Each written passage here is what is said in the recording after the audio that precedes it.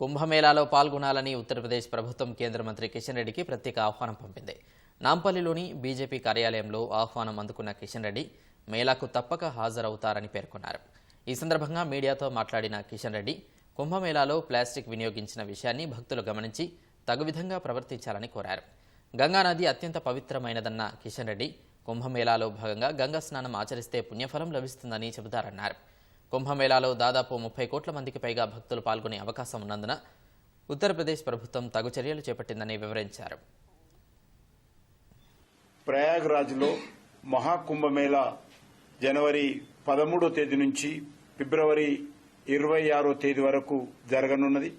ఇది ప్రతి 12 సంవత్సరాలకోసారి జరిగేటువంటి మహాకుంభమేళా. ఈ కుంభమేళాలో ప్రపంచవ్యాప్తంగా ఉన్నటువంటి సుమారు 30 కోట్ల మందికి పైగా హిందువులు పాల్గొంటారనేటువంటి అంచనా వేయడం జరిగింది. సంఖ్య పెరిగేటువంటి అవకాశం కూడా ఉంటుంది.